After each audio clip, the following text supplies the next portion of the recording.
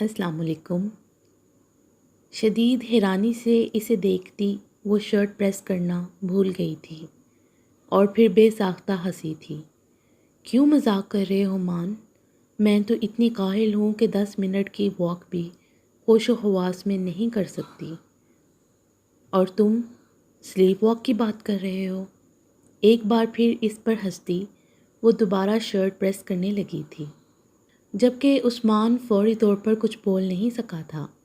उस रात के बाद आने वाली 2 रातों में वो बिल्कुल चौकन्ना रहा था, या इसकी नज़रों में आए बगैर इसकी निगरानी करता रहा था, मगर वो दोबारा इसे नींद में चलती दिखाई नहीं दी थी। आज वो बेला से छुपा नहीं सका था, सिर्फ ये जानने के लिए कि क्या पहले कभी इसे ये प्रॉब्लम रही है। मगर वो तो बिल्कुल भी इस बात को संजीदगी से नहीं ले रही थी। ये लो तुम्हारी शर्ट, जल्दी तैयार हो जाओ वरना रेडियो स्टेशन से फ़ोन आने शुरू हो जाएंगे। शर्ट उसे थमाती वो बोली थी, बेला, मैंने तुमसे कोई मजाक नहीं किया है, हकीकत बताई है। तुम नींद में चल रही थी। उस्मान ने इस बार पहले से ज़्यादा संजीदगी से कहा था। तुम्हारी सुई अभी तक वहीं अटकी है। वो ज़िद हुई थी। मैं रात में पानी पीने के लिए भी तो किचन तक चली जाती हूँ, आधी नींद से उठकर। तुम्हें वहम होगा। मुझे वहम नहीं हुआ था, मैं उस वक्त जाग रहा था। और यकदम उस्मान ने बात अधूरी छोड़ दी थी और इसे तफसील बताना नहीं चाहता था। ठीक है, मैं मान लेती हूँ कि मैं नींद में चल रही थी। इसमें संजीदा होने वाली क्या बात है? बेला, ये बात मामूली नहीं है मेरे लिए। क्या तुम्हें पहले कभी ऐसी आदत रही है? हरगिज़ नहीं। अब तुम इतने परेशान मत हो। जब नींद की हालत में मैं तुम पर छुरी लेकर हमला करूं तब परेशान होना। इसके कोफत ज़दा लहजे पर उस्मान मज़ीद कुछ नहीं बोल सका था। मत रोएं आप भी, वरना आपकी तबीयत मज़ीद ख़राब हो जाएगी। उन दोनों की तरफ से आप मुतमईन हो जाएं, वो ठीक हैं। अरूसा के आंसू साफ करती वो तसल्ली देते हुए ख़ुद भी मगफून हो चुकी थी। इससे पहले इसने कभी अरूसा को इस तरह टूटता बिखरता नहीं देखा था। वो बिल्कुल गम से नडाल हो रही थी। कैसे मुतमईन हो जाऊं हुरमन, इन दोनों से ताल्लुक़ तोड़कर मैं किस तरह ज़िंदा रहूँगी। अब्बू ने भी मुझे सख्ती से मना कर दिया है कि मैं उस्मान से कोई ताल्लुक़ ना रखूं, क्योंकि उन्होंने फ़ारूक को ज़ुबान दी है कि वो सब उनके साथ हैं। वो और कर क्या सकते हैं? फ़ारूक ने फ़ोन पर वहाँ सबको बेलाग सुनाई हैं। सब उस्मान को मुजरिम ठहराने पर मजबूर हैं। जब तक फ़ारूक उसे माफ़ नहीं करेंगे, अबू भी उसका चेहरा तक नहीं देखेंगे। उन्होंने अम्मी को भी रोक दिया है। वो उस्मान से बात भी नहीं कर सकती। फ़ारूक कभी इन दोनों को माफ़ नहीं करेंगे, कभी नहीं। बहते आंसुओं के साथ अरूसा शदीद मायूसी से बोली थी, आपकी मायूसी इन हालात की वजह से है, और हालात हमेशा एक जैसे नहीं रहते। वक्त के साथ साथ सब इंसान बदल सकते हैं, तो हालात क्यों नहीं बदल सकते? आपको सब्र और हिम्मत से काम लेते हुए इन हालात को कबूल करना ही होगा, अच्छे वक्त के इंतज़ार में। आरिश ने संजीदगी से इन्हें समझाया था। अंकल और फ़ारूक भाई का जो रद्द-ए-अमल है वो हक़ पर मबनी है। उनकी इज़्ज़त का सवाल है ये। मैं ख़ुद को फ़ारूक भाई की जगह पर रख कर सोचूं तो मेरा रद्द-ए-अमल इससे भी ज़्यादा शदीद होता। आपको हर सूरत फ़ारूक भाई का साथ देना चाहिए। मायूसी भूलकर आप इन पर, खुद पर और अपने घर पर तवज्जो दें। बुरहान भाई सिर्फ अंकल का दिल उस्मान के लिए नरम कर सकते हैं, मगर फ़ारूक को आपके अलावा कोई नहीं संभाल सकता। आपको इस तरह देखकर यकीनन इनके दिल में उस्मान के लिए नफ़रत पैदा होती होगी। आप इसकी फ़िक्र छोड़ दें कि वो दोनों आप सबकी सरपरस्ती से अलग किस तरह ज़िंदगी गुजार रहे होंगे। वो दोनों समझदार हैं। जज्बात में आकर इन दोनों ने जो करना था कर लिया। इनको ये भी एहसास होने दें कि रिश्तों की क्या अहमियत होती है, इनकी मौजूदगी ज़िंदगी में कितनी ज़रूरी है। एक पल के लिए खुरमन खामोश हुई थी, जबकि डाइनिंग रूम में फ़ारूक दाखिल हुए थे। इनसे मुसाफा करते हुए सही मायनों में आरिश का सारा एतमाद कम हुआ था। मैं तो समझा था कि तुम दोनों अब मेरे घर में नहीं आओगे। सोफ़े पर विराजमान होते हुए उन्होंने खुरमन को भी देखा था। جس دن آپ منع کر دیں گے ہم نہیں آئیں گے، ہرمن نے کہا تھا۔ میں کیوں منع کروں گا تم دونوں کو اپنے گھر آنے سے؟ فاروق نے سنجیدہ سوالیہ نظروں سے عارش کو بھی دیکھا تھا۔ ہرمن کو ایسا لگتا ہے کہ آپ ہم دونوں سے ناراض ہو گئے کیونکہ ہماری وجہ سے بھی آپ کو تکلیف پہنچی ہے۔ عارش کے سنجیدہ لہجے پر ہرمن نے حیرت سے اسے دیکھا تھا۔ سچ تو یہ تھا کہ عارش بالکل بھی فاروق کا سامنا نہیں کرنا چاہتا تھا۔ آج ہرمن زبردستی اسے یہاں تک لائی تھی۔ جو تکلیف مجھے مل چکی ہے اس کے بعد اب کسی تکلیف کی اہمیت نہیں ہے، سرد لہجے میں بولتے ہوئے فاروق نے نظر عروسہ کے جھکے چہرے پر ڈالی تھی۔ میں تو تم دونوں سے یہ شکایت کرنے والا تھا کہ اتنے دنوں بعد اب فرصت ملی ہے یہاں آنے کی۔ فاروق بھائی، اگر آپ ہم سے ناراض ہیں بھی تو حق پر ہیں، مگر میرا یقین کریں سب ہاتھ سے نکلنے کے بعد مجھے خبر ہوئی تھی۔ اگر میں آپ کے سامنے بات کرنے کی جرت کر رہی ہوں تو صرف اس لیے کہ میں نے آپ کی یا آپی کی آنکھوں میں دھول نہیں جھونکی ہے، ہرمن نے کہا تھا۔ تمہیں بھی مجھ سے کچھ کہنا ہے؟ فاروق خاموش بیٹھے عارش کی طرف متوجہ ہوئے تھے۔ آپ میرے بڑے ہیں، میں چاہوں گا کہ آپ مجھے جتنا برا بھلا کہنا چاہیں کہہ دیں، میں سر جھکا کر سنوں گا، مگر یہ سچ ہے کہ میں جتنا روکنے کی کوشش کر سکتا تھا میں نے کی تھی۔ میں ہرمن کو بھی یہ کہتا رہا، آپ سے بھی کہتا ہوں کہ میں ان دونوں کے فیصلے میں ایک حد تک مداخلت کر سکتا تھا، اس سے زیادہ نہیں۔ ان سے نظریں ملائے بغیر وہ بولا تھا، تم دونوں اپنی صفائی میں جو کہنا چاہتے تھے کہہ چکے ہو۔ میرے دل میں تم دونوں کی طرف سے اگر کوئی شکایت تھی بھی تو تم دونوں نے میرے گھر آ کر ہر شکایت کو دور کر دیا ہے۔ تم دونوں کے آنے سے مجھے خوشی ہوئی، مگر جو باتیں آج ہوئی ہیں وہ دوبارہ ہمارے درمیان نہ ہوں تو بہتر ہے۔ جن کے نام تک میں نے اپنی زندگی سے کھرچ ڈالے ہیں، میں ان کے حوالے سے کوئی ذکر بھی نہیں سننا چاہوں گا۔ ان کا لہجہ سنجیدہ اور قطعی تھا۔ احمد انکل سے فون پر بات ہوئی تھی، کل تمہارے ماموں کا بائی پاس ہونے والا تھا جو کہ ابھی ڈاکٹر نے روک دیا ہے۔ یکدم موضوع بدلتے ہوئے فاروق نے عارش کو مخاطب کیا تھا۔ وہ فاروق کو تفصیل بتانے لگا تھا جبکہ ہرمن عروسہ کی طرف متوجہ ہو گئی تھی۔ دروازہ کھولتے ہوئے اس نے عثمان کو اندر آنے کا راستہ دیا تھا۔ بیلا، اچانک تم اتنی خوبصورت کیسے ہو گئی؟ مسکراتی نظروں سے اس نے ہرمن کو دیکھا تھا اور اگلے ہی پل اس کے تھپڑ سے بچتا ہنستے ہوئے آگے بڑھ گیا تھا۔ خیریت تو ہے؟ عارش کا شانہ تھپتھپاتے ہوئے وہ صوفے پر براجمان ہوا تھا۔ اس وقت تو تمہاری آدھی نیند پوری ہو چکی ہوتی ہے، یہاں دعویٰ کیسے بول دیا؟ حکم حاکم۔ عارش کے خشمگین نظروں کے اشارے پر اس نے ہرمن کو دیکھا تھا جو کیک ٹیبل پر رکھ رہی تھی۔ کس کا ہیپی برتھ ڈے ہے یہاں؟ عثمان نے حیرت سے بیلا کو دیکھا تھا جو کافی کے مگ ٹرے میں سجائے وہاں آئی تھی۔ کسی کا برتھ ڈے نہیں ہے، یہ کیک عارش میرے لیے لایا ہے۔ تمہیں تو اب تک توفیق نہیں ہوئی میرے لیے کچھ لانے کی، بیلا نے ناراضگی سے جتایا تھا۔ یہ تمہارے لیے کبھی کچھ لائے گا بھی نہیں، اسے نکلوانا پڑتا ہے، عارش نے کہا تھا۔ اور بات سنو، یہ اگر ذرا بھی تمہیں پریشان کرے تم مجھے بس ایک کال کر دینا۔ کافی کا مگ بیلا سے لیتے ہوئے عارش نے اسے تاکید کی تھی۔ اس کے لیے کیک لا کر اب تم مجھے ڈی گریڈ نہ کرو۔ عثمان نے خشمگین نظروں سے اسے دیکھا تھا۔ تم دونوں کے لیے کیک ابھی نکالوں یا کافی کے بعد؟ ہرمن نے سوال کیا تھا۔ نہیں ابھی نہیں، دونوں کا ایک ہی جواب تھا۔ سو ہرمن نے بیلا کے لیے کیک کاٹنا شروع کر دیا تھا۔ عثمان، آج میں اور عارش آپی اور فاروق بھائی سے ملنے گئے تھے۔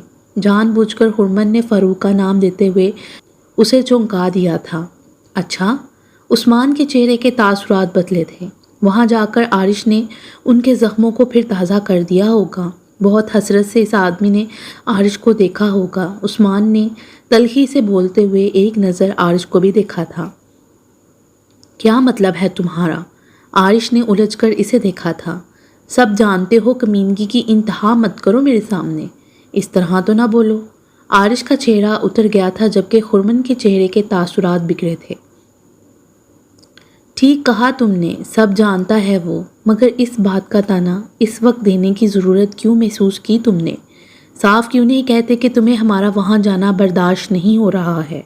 شدید غصے میں ہرمن اپنی جگہ سے اٹھتی کافی کا مگ ٹیبل پر پٹک چکی تھی۔ چیخو مت مجھ پر، تمہیں ضرورت سے زیادہ میٹھا بننے کا شوق ہے تو 1000 بار جا کر وہاں حاضری لگاؤ، مگر تم عارش کو وہاں کیوں ساتھ لے گئیں؟ عثمان بھڑکتے ہوئے جس طرح اٹھا تھا، عارش کے ساتھ بیلا بھی صوفے سے اٹھ کھڑی ہوئی تھی۔ تم عارش کے باپ نہیں ہو کہ وہ تمہاری اجازت سے وہاں جاتا۔ اپنے ساتھ ساتھ جو کالک تم نے اس کے منہ پر تھوپی تھی اسے صاف کرنے یہ وہاں گیا تھا، حرمن چلائی تھی، جبکہ عارش شرائط سے اس کی طرف گیا تھا۔ حرمن، آرام سے بیٹھ کر بات کرو۔ نہیں بیٹھنا مجھے، حرمن نے شدید تیش میں اس کا ہاتھ جھٹکا تھا۔ تمہارے منہ پر تمہیں گالی دے رہا ہے، یہ احسان فراموش خود غرض انسان، اسے صرف اپنی خوشیوں کی پرواہ ہے، باقی دنیا جائے جہنم میں۔ اس کے باپ نے، اس کی ماں نے فون کر کے مجھے مورد الزام ٹھہرایا، میرے باپ کو فون کھڑکا دیا، مجھ پر، تم پر شک کیا جا رہا ہے۔ میں بابا کو صفائیاں دیتے دیتے تھک گئی۔ فاروق بھائی نے میرے بارے میں تمہارے بارے میں کیا کچھ نہیں کہا ہوگا، کتنے الزامات نہیں لگائے ہوں گے، پھر بھی میں ان کا سامنا کرنے گئی۔ اگر وہ ہم دونوں کو دھکے دے کر اپنے گھر سے نکال دیتے، ہمیں گالیوں سے نوازتے، تو بھی اس کا کیا جاتا؟ یہ تو بیٹھ چکا ہے اپنی 1.5 اینٹ کی مسجد بنا کر۔ کسی کا منہ کالا ہو، کسی پر الزام لگتا ہے تو لگے، اس کو کیا فرق پڑتا ہے؟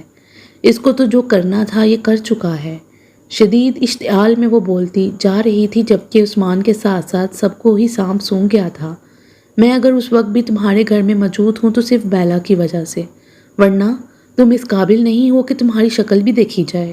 غصیلی نظروں سے عثمان کو دیکھتے ہوئے اس نے بیگ اٹھا لیا تھا۔ تمہیں یہاں بیٹھ کر مزید گالیاں سننی ہیں تو شوق سے رکو، مگر میں یہاں نہیں رک سکتی۔ پھولی سانسوں کے درمیان عارش کو مخاطب کرتی وہ رکی نہیں تھی۔ ایک نظر عارش نے بیلا کے روحان سے تاثرات کو دیکھا تھا، اور پھر عثمان کو، جو نظر جھکائے گمسم تھا۔ تیز قدموں کے ساتھ عارش کو حرمن کے پیچھے جانا پڑا تھا۔ جائے نماز طے کرتے ہوئے حرمن نے ایک نظر اسے دیکھا تھا، جو سر سے پاؤں تک کمبل میں چھپا پتہ نہیں سو رہا تھا یا جاگ رہا تھا۔ لائٹ آف کرنے کے بعد وہ بیڈ کے قریب آئی تھی اور لیمپ آن کرتے ہوئے بیڈ کے کنارے ٹک گئی تھی۔ عارش سو گئے؟ مدھم آواز میں بولتے ہوئے حرمن نے کمبل اس کے چہرے سے ہٹایا تھا۔ نیند کا ٹائم گزر گیا ہے، اس لیے اب کوشش ہی کر رہا ہوں۔ گہری سانس لیتا وہ اٹھ بیٹھا تھا۔ بہت ڈپریشن ہو رہا ہے مجھے۔ کتنا رو رہی تھی عروسہ آپی اور فاروق بھائی، ان کے دل پر کیا گزر رہی ہوگی۔ اپنے اصل سے ہٹ کر، اپنی جڑوں سے کٹ کر انسان کیسے زندگی گزار سکتا ہے؟ عثمان اور بیلا کو دیکھ کر دل کٹتا ہے میرا، جس قرب سے میں ہمیشہ کے لیے جڑ چکی ہوں، اس قرب میں کسی کو مبتلا ہوتے نہیں دیکھ سکتی۔ وہ دونوں کیا کر چکے ہیں اپنے ساتھ؟ اس نقصان کا ازالہ کس طرح ہو سکے گا؟ تمہارے آنسو نہیں، تمہاری دعائیں ضرور ان دونوں کے لیے سب کچھ ٹھیک کر سکتی ہیں۔ اس کے آنسو صاف کرتا وہ بولا تھا۔ تم اپنے قرب میں تنہا نہیں ہو، میں تمہارے ساتھ ہوں، اور ہم دونوں مل کر کوشش کریں گے کہ ایسے قرب کا سامنا مان اور بیلا کو نہ کرنا پڑے۔ اس کم ظرف انسان نے تمہارے لیے برے الفاظ استعمال کیسے کیے، میں اسے معاف نہیں کروں گی۔ حرمن کو پھر غصہ آنے لگا تھا۔ تم جانتی ہو مجھ سے کتنا کلوز ہے، اسے یہ کبھی برداشت نہیں ہو سکتا کہ فاروق بھائی نے بیلا کے لیے مجھے سوچا تھا۔ تمہیں یہ بات کیسے پتہ چلی؟ بیلا کبھی تمہیں اور عثمان کو یہ سب نہیں بتا سکتی تھی۔ حرمن نے کڑیدا تھا۔ مجھے یہ بات مان سے ہی پتہ چلی تھی۔ اسے اندازہ ہو چکا تھا فاروق بھائی کے ارادوں کا۔ عارش کی بات مکمل نہیں ہوئی تھی کہ کال بیل نے ان دونوں کو چمکا دیا تھا۔ اس وقت رات کے 3 بج رہے تھے۔ حیران ہوتا وہ کمرے سے باہر نکلا تھا۔ دروازہ کھولتے ہوئے اس نے عثمان کو دیکھا تھا، جو اندر آتے ہی اس کے گلے سے لگ گیا تھا، جبکہ بیلا تیزی سے حرمن کی جانب بڑھ گئی تھی۔ آئی ایم سوری، مجھے تم سے اتنے غلط طریقے سے بات نہیں کرنی چاہیے تھی، عثمان بہت شرمندگی سے بولا تھا۔ یہ سب تم کل بھی کہہ سکتے تھے۔ اتنی رات میں تم بیلا کو لے کر گھر سے کیوں نکلے؟ عارش نے اسے گھڑکا تھا۔ اس نے رو رو کر اپنا حشر ہی بگاڑ لینا تھا اگر میں اس وقت یہاں نہ آتا۔ عثمان کے بتانے پر وہ خاموشی سے اس کا بازو پکڑے حرمن کی طرف بڑھ گیا تھا، جو شدید خون خوار نظروں سے عثمان کو ہی دیکھ رہی تھی۔ تم یہ کیک اٹھا کر یہاں کیوں لے آئے ہو؟ عارش نے حیرت سے بیلا کو دیکھا تھا۔ میں اسے تنہا کیسے ختم کر سکتی ہوں؟ جب تک حرمن نہیں کھائے گی یہ کیک ایسے ہی رہے گا، وہ بولی تھی اور کیک ہاتھوں میں پکڑے کچن کی سمت چلی گئی تھی۔ پہلی فرصت میں دفع ہو جاؤ یہاں سے، بہلا کے سامنے میں مزید تمہاری اوقات نہیں بتا سکتی، خرمن بھڑکی تھی۔ معاف کر دو، آخری بار، اب ایسی کوئی بکواس آئندہ نہیں کروں گا۔ میرے فرشتوں کی توبہ، یہ دیکھو میں نے اپنے کان بھی پکڑ لیے ہیں۔ عثمان نے کان پکڑتے ہوئے التجائی نظروں سے دیکھا تھا۔ اسے معاف کر دو خرمن، اتنی رات میں تو یہ کبھی تہجد کے لیے بھی نہ اٹھا ہوگا۔ عارش نے مسکراہٹ چھپاتے ہوئے سفارش کی تھی۔ یہ بھی یہودی ہے تمہاری طرح۔ خرمن کے گڑانے پر عثمان کی ہنسی نہیں رک سکتی تھی۔ تم یہاں سے جاتے ہو یا نہیں؟ آنکھیں نکال کر اس نے عثمان کو دیکھا تھا جو عارش کے پیچھے ہو گیا تھا۔ میں کیک لے کر آئی ہوں مان، تم سب سے پہلے خرمن کو کھلاؤ۔ بیلا نے قریب آتے ہی پلیٹ عثمان کے سامنے کر دی تھی۔ اس نے بھی فوراً ایک کافی بڑا پیس اٹھا لیا تھا۔ میں اس کے ہاتھ سے زہر بھی نہیں کھاؤں گی عثمان، خبردار جو تم میرے قریب آئے۔ دور ہٹتے ہوئے وہ وارننگ دے رہی تھی، مگر عثمان رٹائی کی حدیں توڑتا مسلسل اس کا راستہ روک رہا تھا، جو دور بھاگ جانے کا موقع ڈھونڈ رہی تھی۔ مان کے کھلائے بغیر واپس مت آنا، بیلا نے ہنستے ہوئے آواز لگائی تھی۔ کم آن بیبی کم آن، بازو پھیلائے وہ جس طرح اس کا راستہ روک رہا تھا، غصے کی بجائے وہ ہنسی نہیں روک سکی تھی۔ تم اسے کیک کھلانے کی کوشش کر رہے ہو یا کبڈی کھیل رہے ہو؟ عارش نے کنفیوژن دور کرنے کے لیے پوچھا تھا۔ عارش، میں تمہارا سر توڑ دوں گی، مجھے بچاؤ اس سنگی سے۔ ہنسی کے درمیان وہ چیخی بھی تھی۔ عارش، مجھے تمہاری مدد کی ضرورت ہے، آ جاؤ۔ عثمان کی پکار پر وہ آگے بڑھا تھا۔ تم تو ہاتھ بھی مت لگانا مجھے، دور ہو جاؤ۔ عارش کو پڑے دھکیلنے کی کوشش کرتے ہوئے وہ حلق کے بل چیخی تھی، مگر کوئی فائدہ نہیں ہوا تھا۔ عارش نے اس کے ہاتھ گرفت میں لے کر اسے بالکل بے بس کر دیا تھا۔ اسی کا فائدہ عثمان نے بروقت اٹھا کر پورا کیک پیس نہ صرف اس کے منہ میں ٹھونس دیا تھا، بلکہ آدھا تو اس کے چہرے پر بھی مل دیا تھا۔ جلدی بھاگ جاؤ، پلٹ کر مت دیکھنا۔ خرمن کو چھوڑے بغیر عارش نے عثمان کو ہدایت دی تھی۔ عثمان نے بھی فوراً عمل کیا تھا۔ ہنس ہنس کر دوہری ہوتی بیلا کا ہاتھ پکڑے دروازے کی سمت دوڑتا چلا گیا تھا۔ ان دونوں کے بھاگتے ہی عارش کرنٹ کھا کر اسے دور ہوا تھا، جو مکمل بپر اٹھی تھی۔ تمہاری تو جان لے لوں گی آج۔ غصے میں بھڑکتی وہ یکدم رکی تھی، جبکہ عارش ایک پل کو دنگ ہوا تھا۔ آ جاؤ، مت رکو، سارے بدلے لے ڈالو آج۔ عارش نے جس سنجیدگی سے دعوت دی تھی وہ اپنی ہنسی نہیں روک سکی تھی۔ شدید ناراضگی سے اسے دیکھتا وہ گیٹ بند کرنے گیا تھا۔ وارڈروب بند کرتی وہ ڈریسنگ پر رکھے اپنے سیل فون تک آئی تھی اور منزہ کی کال ریسیو کر لی تھی۔ کہاں ہو تم؟ انسٹیٹیوشن جوائن کرنے کے بعد بہت مصروف ہو گئی ہو، خرمن نے چھوٹتے ہی شکایت کی تھی۔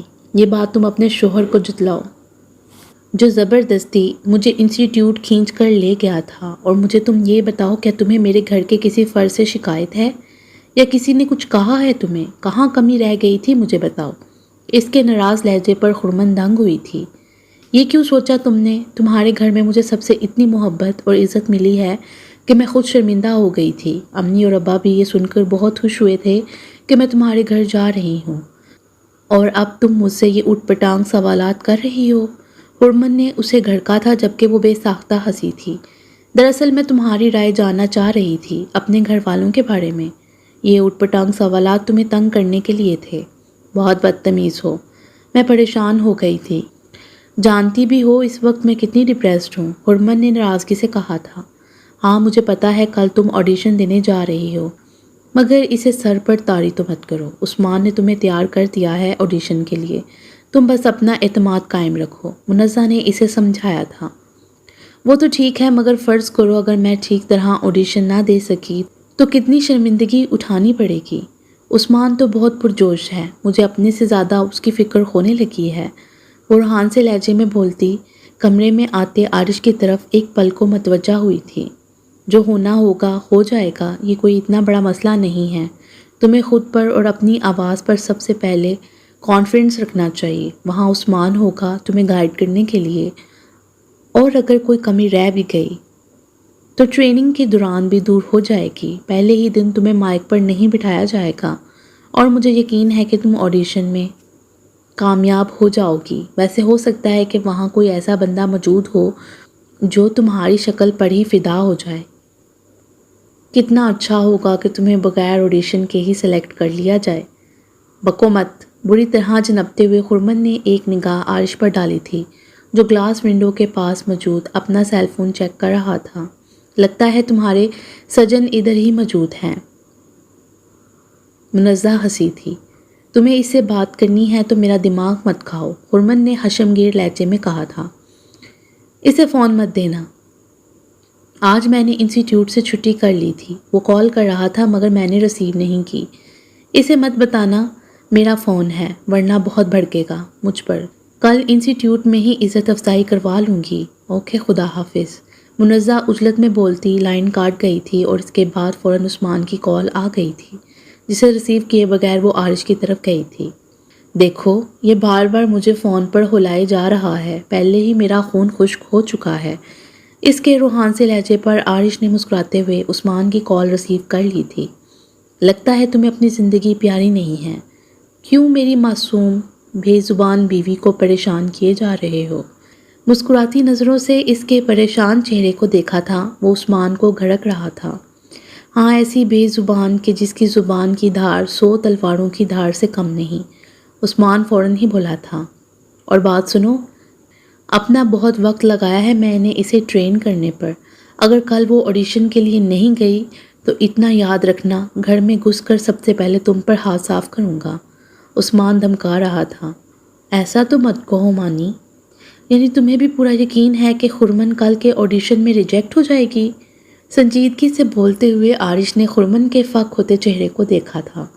عثمان، میرے سامنے آ کر یہ بکواس کرو ذرا تم۔ خرمن کی چیختی آواز عثمان تک بخوبی پہنچی تھی۔ عارش، استانی کو جس دن پتہ چلے گا کہ تمہارے سامنے مکار لومڑی بھی زیرو ہے، تمہارا حشر دیکھنے والا ہوگا۔ عثمان جل کر بولا تھا۔ مجھے تم پر بھروسہ نہیں ہے، کل میں خود اسے ساتھ لے جانے آؤں گا۔ عثمان نے فیصلہ سناتے ہوئے لائن ڈسکنیکٹ کر دی تھی۔ خرمن، کل کیا ہوگا تمہارا؟ گہری سانس لیتے ہوئے عارش نے اسے ہراساں کیا تھا۔ تم بھی میری جان نکالے جا رہے ہو؟ اس کے روحان سے لہجے پر وہ دھیرے سے ہنسا تھا۔ مت بنایا کرو ایسی پیاری پیاری سی شکلیں، اس نے خرمن کی ناک چٹکی میں پکڑ کر کھلائی تھی۔ کل زیادہ سے زیادہ کیا ہوگا، بس تھوڑی سی شرمندگی اٹھانی ہوگی، مان کے بہت سارے تانے سننے ہوں گے اور ڈھیروں سارے آنسو بہانے ہوں گے، بس اتنا ہی تو ہوگا، پریشان ہونے والی کیا بات ہے؟ وہ اطمینان سے بولا تھا۔ میں کوئی آڈیشن نہیں دوں گی، مجھے یہ کام کرنا ہی نہیں ہے۔ وہ ہتھے سے اکڑتی فیصلہ کر گئی تھی۔ مذاق کر رہا ہوں، کچھ نہیں ہوگا، تم ضرور کامیاب ہوگی۔ اس کے تاثرات پر بے ساختہ ہنستے ہوئے عارش نے اسے اپنے ساتھ لگا لیا تھا۔ ابھی کچھ دیر پہلے ہی خرمن ریڈیو اسٹیشن کی بلند و بالا عمارت میں عثمان کے ہمراہ جا چکی تھی، جبکہ اسے خرمن کی تاکید پر اس کی واپسی تک پارکنگ لاٹ میں ہی رکنا تھا۔ طویل و عریض پارکنگ لاٹ میں گاڑیوں کے علاوہ کوئی زیرو دکھائی نہیں دے رہا تھا۔ ڈرائیونگ سیٹ سے اترتے ہوئے اس نے ارد گرد ایک طائرانہ نظر ڈالی تھی اور پھر رسٹ واچ میں وقت دیکھا تھا۔ اپنے سیل فون کو چیک کرتا وہ 2 قدم ہی آگے بڑھا تھا جب کوئی چیز اس کی پشت میں چبھی تھی۔ وہ یک لخت ساکت ہوا تھا۔ کوئی حرکت مت کرنا۔ پیچھے پلٹ کر دیکھنے کی کوشش کی تو عقب سے ایک بنچی آواز سن رہا تھا۔ عارش کو اندازہ لگانے میں دقت نہیں ہوئی تھی کہ یہ حملہ آور کوئی ٹین ایجر ٹائپ کی مخلوق ہے۔ اپنا موبائل میرے حوالے کر دو فوراً۔ گراتی آواز پر عارش نے اپنا سیل اس کے حوالے کرنا چاہا تھا، بڑھتے ہاتھ کو اچانک ہی گرفت میں لے کر اس نے اپنے سامنے کیا تھا اور پلک جھپکتے ہی وہ اس کی گردن ہاتھ میں جکڑے اسے گاڑی کے بونٹ پر پٹک چکا تھا۔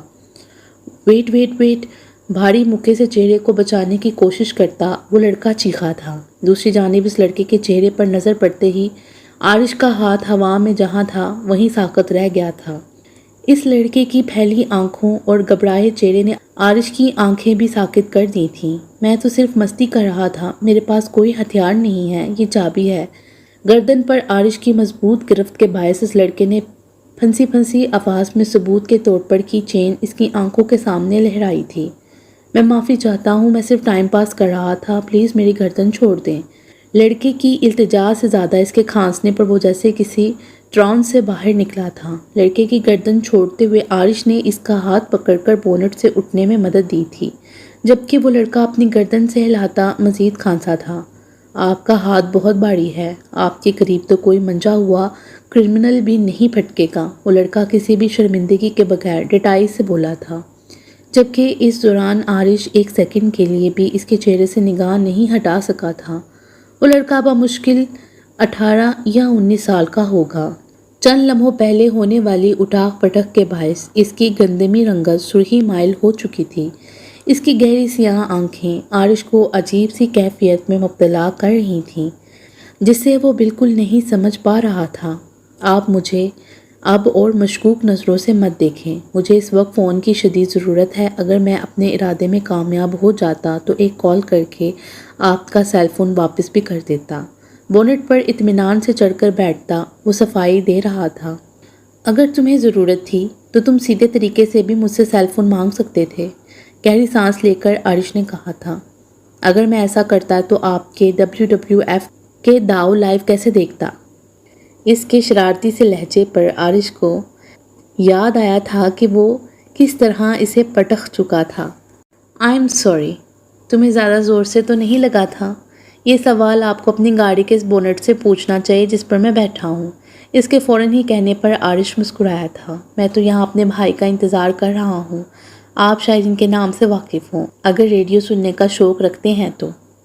وہ ریڈیو پر آپریٹر ہے؟ عارش نے پوچھا تھا۔ جی ہاں، ہارون قزلباش۔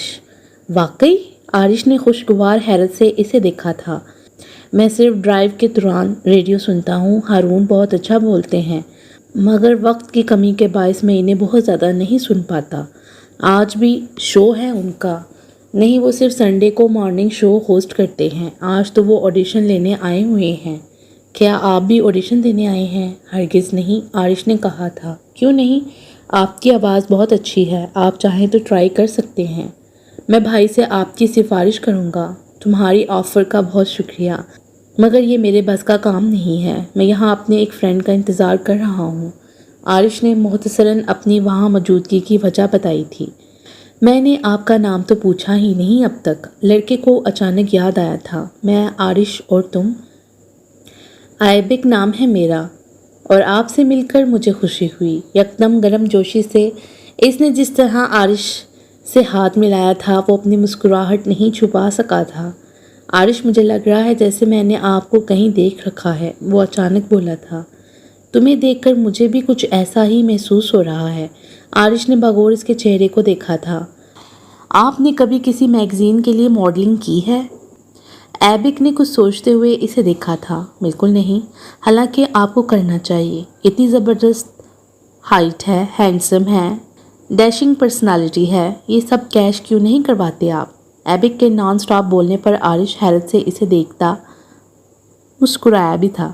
میں جانتا ہوں تمہیں میرا فون چاہیے تاکہ تم کال کر سکو، مگر اس کے لیے تمہیں ضرورت نہیں ہے کہ مجھے آسمان پر چڑھاؤ۔ عارش نے مسکراتی نظروں سے اسے دیکھا تھا۔ میں نے سیریسلی آپ کی تعریف کی ہے، جو کہ بالکل غلط نہیں کی ہے، ایبک نے فوراً کہا تھا۔ آپ کو دیکھ کر میں سوچ رہا ہوں کہ روزانہ جم جوائن کروں۔ تمہیں اس کے بغیر بھی ماڈلنگ کی آفر مل سکتی ہے، عارش نے کہا تھا۔ اگر معجزاتی طور پر ایسا ہو بھی گیا تو اس کا کوئی فائدہ نہیں ہوگا، پاپا کبھی مجھے اس کام کی اجازت نہیں دیں گے، کم از کم اس وقت تک تو ہرگز نہیں جب تک میری سٹڈیز مکمل نہ ہو جائیں، اور ابھی تو میرا BBA بھی مکمل نہیں ہوا، وہ مایوسی سے بولا تھا۔ یہ اچھی بات ہے، تمہیں اپنا سارا فوکس سٹڈی پر ہی رکھنا چاہیے، عارش نے کہا تھا۔ آپ کی تاکید میرے لیے نئی نہیں ہے، بھائی اکثر مجھے ایسی تاکید کرتے ہی رہتے ہیں، مجھ سے عمر میں کافی بڑے ہونے کا روب جمانا وہ نہیں بھولتے۔ میرا سیل فون ان کی وجہ سے ہی پاپا کے قبضے میں ہے، وہ کوفت سے بتا رہا تھا۔ وجہ؟ عارش نے پوچھا تھا۔ کوئی ایک وجہ ہو تو بتاؤں، میرے باپ بھائی میرے معاملے میں بہت ہی ظالم ہے، کہیں آپ کے ساتھ بھی تو ایسا نہیں؟ نہیں، میرے پیرنٹس کی بہت پہلے ڈیتھ ہو چکی ہے اور میں ان کی ایک ہی اولاد ہوں۔ اوہ، ایبک نے کچھ تعصب سے سر ہلایا تھا۔ آج بہت گرمی ہے، مجھے بھوک کے ساتھ اب پیاس بھی لگنے لگی ہے، پتہ نہیں بھائی کب تک واپس آئیں گے۔ میرے پاس بوتل ہے، پانی پی کر تم میرے فون پر ان سے رابطہ کر کے پوچھ لو، عارش نے اسے تسلی دی تھی، اور پھر فرنٹ ڈور کھول کر ڈیش بورڈ پر رکھی منرل واٹر کی بوتل نکال لی تھی۔ میں تو اس گرمی سے ہی مر جاؤں گا۔ ایبک کی آواز پر وہ اس کی طرف آتے ہوئے بری طرح ٹھٹکا تھا۔ ایبک نے گریبان کھولتے ہوئے شرٹ کے کالرز کو گردن سے پرے ہٹا دیا تھا۔ وہ کچھ بول بھی رہا تھا مگر عارش کو بالکل اس کی آواز سنائی نہیں دے رہی تھی۔ اس کی نظریں ایبک کے کالر بون پر ساکت تھی جہاں موجود پھیلے سے ایک نشان نے حقیقتاً اس کا دماغ معاف کر دیا تھا۔ اسے پتہ ہی نہیں چلا کہ کب ایبک نے خود اس کے ہاتھ سے پانی کی بوتل لے لی تھی۔ ایبک، یہ کیسا نشان ہے؟ وہ اب مشکل پوچھ سکا تھا۔ پانی کے گھونٹ لیتے ایبک نے رک کر پہلے عارش کو اور پھر نظر جھکا کر اپنے کالر بون کو دیکھنے کی کوشش کی تھی۔ یہ نشان ہم بھائیوں کو پاپا سے ورثے میں ملا ہے۔ دراصل یہ ہمارا خاندانی ٹیگ ہے، لاپرواہی سے بتاتا وہ متمسخر سے ہنسا تھا، جبکہ ایک بار پھر عارش کی ہارٹ بیٹ مس ہوئی تھی۔ کیا اب آپ فون دے سکتے ہیں؟ ایبک کی آواز اسے واپس دنیا میں لائی تھی۔ خاموشی سے اس نے اپنا فون ایبک کے حوالے کر دیا تھا۔ وہ اس وقت بھی بالکل سناٹے میں تھا جب ایبک فون پر بات کر رہا تھا۔ مجھے کچھ نہیں پتا، 1 گھنٹے سے میں یہاں آپ کے انتظار میں پاگل ہو رہا ہوں، شدید ناراضگی سے چیخ اٹھا تھا۔ ایک تو وہ واچ مین مجھے اندر نہیں جانے دے رہا، اتنی گرمی ہے یہاں، میں بتا رہا ہوں زبردستی اندر گھس جاؤں گا، بہت شرمندگی اٹھانی پڑے گی آپ کو۔ دوسری جانب سے کچھ سننے کے بعد وہ مزید جلایا تھا۔ کیا ہوا؟ وہ آ رہی ہیں؟ سیل فون اسے لیتے ہوئے عارش نے پوچھا تھا۔ 5 منٹ مزید انتظار کرنا پڑے گا، وہ بیزاری سے بتا رہا تھا۔ تمہیں ان کے ساتھ کہیں جانا ہے؟ جی ہاں، انہوں نے مجھ سے وعدہ کیا تھا کہ آج ہی وہ مجھے شو روم سے نئی بائک خرید کر دیں گے، مگر عین وقت پر ریڈیو سے انہیں کال آ گئی۔ اب اگر پاپا نے ان کو کال کر لی تو میری بائک تو گئی۔ وہ آفس سے اس وقت میری وجہ سے ہی نکلے تھے اور بھائی کے بغیر پاپا کا کوئی کام نہیں ہوتا۔ کوئی بزنس کرتے ہیں تمہارے فادر؟ ان کی لیدر گڈز کی ایک فیکٹری ہے، بھائی ان کے ساتھ ہی ہوتے ہیں، وہ بتا رہا تھا۔ کیا نام ہے تمہارے فادر کا؟ حشام قزلباش۔ آپ چاہیں تو ضرور ہماری فیکٹری کے دورے پر آئیے گا۔ پاپا میرے سارے دوستوں کو ناپسند کرتے ہیں مگر آپ کو دیکھ کر تو وہ بہت خوش ہو جائیں گے، کچھ میری ویلیو بھی بڑھ جائے گی، ایبک نے مسکراتے ہوئے کہا تھا۔ مگر ایسا تب ہوگا جب میرا تمہارا دوبارہ کبھی رابطہ ہوگا، عارش نے کہا تھا۔ آپ رابطے کی بات کرتے ہیں، میں تو آپ کے گھر آنے کے لیے بھی تیار ہوں۔ آپ مجھے اپنا نمبر دیں اور میرا نمبر بھی لیں، بلکہ آپ مجھے اپنے گھر کا ایڈریس بھی لکھوا دیں۔ ایبک نے سرائے سے اپنے ہینڈ بیگ سے پین اور نوٹ بک نکال لی تھی۔ عارش نے اسے اپنا ایڈریس بتانا شروع کیا تھا۔ کمال ہے، میرا گھر آپ کے اپارٹمنٹ سے تھوڑے ہی فاصلے پر ہے، بلکہ میں تو اس طرف اکثر کرکٹ کھیلنے جاتا ہوں۔ میرے زیادہ تر دوست انہی کے اپارٹمنٹ میں رہتے ہیں۔ خوشگوار لہجے میں بولتا وہ اب عارش کو اپنے گھر کی لوکیشن بتانے لگا تھا۔ کون کون ہے تمہاری فیملی میں؟ چند سوالوں کے بعد مزید عارش نے اسے کریدا تھا۔ بہت چھوٹی سی فیملی ہے ہماری، ماما پاپا اور ہم 2 بھائی۔ یقین کریں کبھی کبھی تو میں گھر میں بہت بور ہو جاتا ہوں۔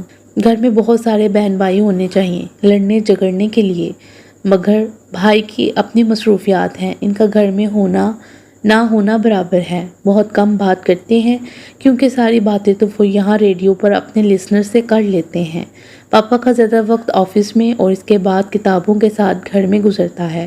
رہ گئی ماما تو ان کو گھر کے کاموں اور نمازوں سے ہی فرصت نہیں ملتی، مگر جتنی بھی ملتی ہے وہ ساری مجھے ڈانٹنے اور روک ٹوک میں گزرتی ہے۔ بھائی عیش میں ہے، ان پر کوئی روک ٹوک نہیں، وہ اپنی مرضی کے مالک ہیں۔ ایبک بولتے ہوئے یکدم رکا تھا جبکہ اس کی نظروں کے تعاقب میں عارش نے بھی پلٹ کر دیکھا تھا۔ تیز قدموں کے ساتھ اسی جانب آتا شخص کسی تعریف کا محتاج نہیں تھا۔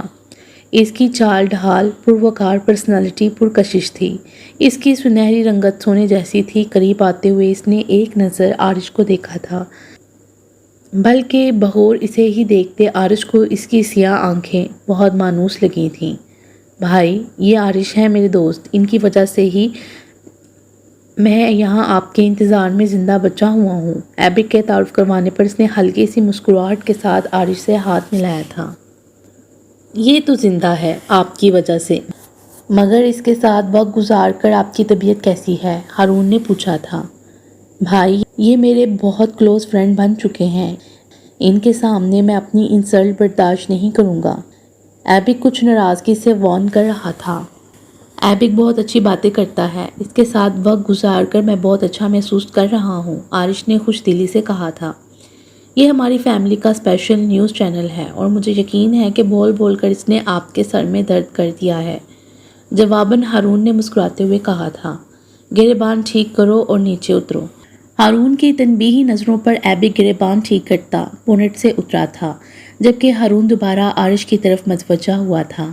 آپ یہاں کسی کا انتظار کر رہے ہیں؟ جی میں اپنے ایک دوست کا، وہ آپ کے ہی اسٹیشن پر ہوتے ہیں، عارش نے بتایا تھا۔ نام پوچھ سکتا ہوں ان کا؟ ہارون کے سوال پر اس نے عثمان کے بارے میں بتایا تھا۔ عثمان تو ہمارے اسٹیشن کی بہت مقبول شخصیت ہیں، نائٹ شوز میں ہمارا ساتھ دیتا ہے، ہارون نے بتایا تھا۔ عارش میں آج ہی پاپا کے قبضے سے اپنا سیل فون نکال کر آپ کو کال کروں گا، ایبک نے کہا تھا۔ آپ کے پاس ایکسٹرا ٹائم بہت ہو تو ضرور اس کی کال ریسیو کیجیے گا، کیونکہ یہ بالکل فارغ ہی رہتا ہے۔ ویسے آپ کیا کرتے ہیں؟ ایک بار پھر ایبک کو شرمندہ کرتے ہوئے وہ عارش سے پوچھ رہا تھا۔ جواباً عارش نے اسے اپنی جاب کے بارے میں مختصراً بتا دیا تھا۔ آپ سے تو پھر ملاقات ہوگی عارش، فی الوقت اجازت؟ بالکل، کیوں نہیں؟ اس سے مصافحہ کرتے ہوئے وہ ایبک کی طرف متوجہ ہوا تھا۔ میں آپ کے انسٹیٹیوٹ کا وزٹ کرنے کب آؤں؟ ایبک نے رک کر پوچھا تھا۔ جب تم چاہو، بلکہ تم میرے ساتھ ہی چلنا۔ عارش کے کہنے پر وہ اقتباس میں سر ہلاتا ہارون کے پیچھے ہی گرے سوک کی طرف چلا گیا تھا۔ ان کے جاتے ہی عارش کو ایک بار پھر اپنی رگوں میں خون تیزی سے گردش کرتا محسوس ہو رہا تھا۔ اس کے لیے اپنی بے چینی پر قابو پانا اور مزید ضبط کرنا مشکل تھا، مگر اسے صبر و تحمل کا مظاہرہ تو کرنا ہی تھا۔ چند ہی لمحے گزرے تھے جب وہ اپنی الجھتی سوچوں سے چونک کر باہر آتا عثمان کی طرف متوجہ ہوا تھا، جو خرمن کے ہمراہ اس کی جانب آ رہا تھا۔ مجھے وہ شخص قطعی پسند نہیں آیا ہے، میں صاف کہہ رہی ہوں، ناگواری سے بولتی وہ کچن میں داخل ہوئی جہاں عارش بیلا سے کوئی ڈش بنانا سیکھ رہا تھا۔ آخر تمہارے ساتھ مسئلہ کیا ہے؟ عثمان جلائے انداز میں بولتا خرمن کے پیچھے ہی آیا تھا۔ وہ صرف تمہاری اصلاح کر رہا تھا، تمہاری بہتری کے لیے تمہیں اس نے جو پوائنٹس بتائے ہیں ان پر غور کرو۔ مجھے غور نہیں کرنا، خرمن نے جلا کر بات کاٹی تھی۔ اس شخص نے میری ایک ایک لائن میں کیڑے نکالے تھے۔ میں آڈیشن دینے گئی تھی، اس کے لیکچر سننے نہیں۔ میرے خدا، عثمان نے اپنا سر پکڑ لیا تھا۔ عارش، میں قسم اٹھانے کے لیے تیار ہوں تم جنتی آدمی ہو، عثمان نے جس طرح کہا تھا۔ بیلا کھلکھلا کر ہنستی عارش کی طرف متوجہ ہوئی تھی، جو چکن کے پیس بنانے میں مگن تھا۔ ہاں، ایک وہ ہے جنتی اور ایک تم ہو، خرمن نے تراخ کر کہا تھا۔ تم نے دیکھا نہیں وہ کس طرح بات کر رہا تھا؟ کیا بات کی تھی اس نے؟ عارش نے درمیان میں پوچھا تھا۔ آپ ریڈیو پر حکومت کرنے نہیں آئی ہیں، سننے والوں کے دل میں اپنی آواز کے ذریعے جگہ بنانے آئی ہیں۔ اپنے لہجے میں لچک، نرمی، لوچ لے کر آئیں، اور بھی پتہ نہیں کیا کیا کہہ رہا تھا۔ وہ بگڑے لہجے میں بتا رہی تھی۔ تو کیا غلط کہہ رہا تھا؟ اگر اس کی جگہ میں ہوتا تو صاف گوئی سے کہتا کہ بی بی اپنے لہجے سے گھمنڈ نکال کر دور پھینک دو، زبان میں مٹھاس لے آؤ، عثمان جلا کر بولا تھا۔ یہ غلط بیانی ہے، خرمن کی آواز اور زبان دونوں میں مٹھاس ہے، فرائنگ پین میں آئل ڈالتے ہوئے بیلا نے کہا تھا۔ میرا یقین نہیں تو عارش کی گواہی لے لو، مجھے درمیان میں مت لاؤ، مجھے واپس گھر بھی جانا ہے، عارش نے مسکراتے ہوئے کہا تھا۔ اگر مجھے دوبارہ اس شخص کا سامنا کرنا ہوگا تو میں باز آئی اس پروفیشن سے، خرمن نے کوفت سے کہا تھا۔ کتنا ٹارچر کرتی ہو، کتنا دکھ دیتی ہو تم یار، عثمان سے چھوا تھا۔ یار کسے کہہ رہا ہے، بدتمیز، بد تہذیب؟ خرمن کا بھڑکنا لازمی تھا، تب ہی ایک شناخے سے کچھ ٹوٹا تھا۔ تینوں ہی چونک کر عارش کی طرف متوجہ ہوئے تھے، جو تعصب سے فرش پر بکھرے کانچ کے ٹکڑوں کو دیکھ رہا تھا۔ شاباش میرے دوست، تمہارے بچے جئیں، عثمان کے حشمگیر لہجے پر اس نے اجلت زدہ نظروں سے بیلا کو دیکھا تھا، جو قریب آ گئی تھی۔ میں یہ صاف کر دیتی ہوں، تم فرائنگ پین میں میکرونی بھی ڈال دو، مگر احتیاط سے، ہستی روکتے ہوئے بیلا نے عارش کو وہاں سے ہٹایا تھا۔ تم بھی ذرا احتیاط سے کانچ ہٹانا، ورنہ کانچ تمہارے ہاتھ میں نہیں میرے دل میں چبھے گا۔ عثمان کو موقع مل گیا تھا ڈائیلاگ مارنے کا، زیادہ اوور ہونے کی ضرورت نہیں ہے، سمجھے؟ خرمن نے اس کے مسکراتے چہرے کو گھورا تھا۔ تم بھی اوور ایکٹنگ نہ کرو، ہارون نے 10 سال دیے ہیں صداکاری کو، تجربہ کار ہے، سینئر ہے، عثمان بول رہا تھا، جبکہ عارش بری طرح چونک اٹھا تھا۔ اس کے لسنرز میں ٹین ایجر سے لے کر 70 سال کے بزرگ بھی شامل ہیں۔ اس کے شو میں ہر دوسری کال خواتین کی ہوتی ہے۔ تمہیں تو خوش ہونا چاہیے کہ اتنے سینئر بندے نے تمہیں گائیڈ کیا ہے۔ اس کے مشورے پر عمل کر کے تم آگے تک جاؤ گی۔ عثمان نے پھر سے سمجھانے کی کوشش کی تھی۔ مجھے تو یہ سمجھ نہیں آ رہا کہ اس نے مجھے اتنا وقت اور توجہ دی کیوں، حالانکہ وہ تو چہرے سے ہی بہت پراؤڈی لگ رہا تھا۔ عثمان، سچ بتاؤ۔ ایک پل کو رک کر حرمن نے عارش کو دیکھا تھا جو بیلا سے کوئی بات کر رہا تھا، اور پھر ہلکی آواز میں وہ دوبارہ عثمان سے مخاطب ہوئی تھی۔ پتہ ہے وہ مجھے بہت عجیب سی نظروں سے دیکھے جا رہا تھا۔ اس کے جھجکتے مدھم لہجے پر حیرت سے عثمان کی آنکھیں پھیلی تھیں، اور اگلے ہی پل وہ دوبارہ اپنا سر پکڑتا ان کے سامنے ٹھہرا ہی نہیں تھا۔ حرمن بس خونخوار نظروں سے اسے دیکھ کر رہ گئی تھی۔ کھانے کے بعد عثمان کی چائے کی فرمائش پوری کرنے وہ کچن میں آئی تو بیلا بھی اس کے پیچھے آ گئی تھی۔ مجھے معلوم ہے کہ تمہاری کچن میں کون سی چیز کس جگہ رکھی ہے، لہٰذا تم جا کر آرام سے بیٹھو، حرمن نے مسکراتے ہوئے کہا تھا۔ اب میں ان دو دوستوں کے درمیان بیٹھ کر کیا کروں گی، مجھے یہی رہنے دو، بیلا نے کہا تھا۔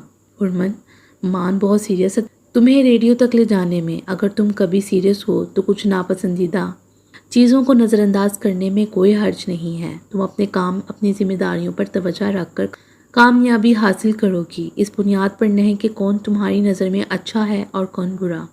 بیلا کے سنجیدہ لہجے پر وہ جو حیرت سے اسے دیکھ رہی تھی، اس کے خاموش ہونے پر مسکرائی تھی۔ تم بالکل ٹھیک کہہ رہی ہو، مجھے تمہاری باتوں سے کوئی اختلاف نہیں ہے۔ کامیابی حاصل کرنے کے لیے اچھے برے دونوں ہی حالات سے گزرنا پڑتا ہے۔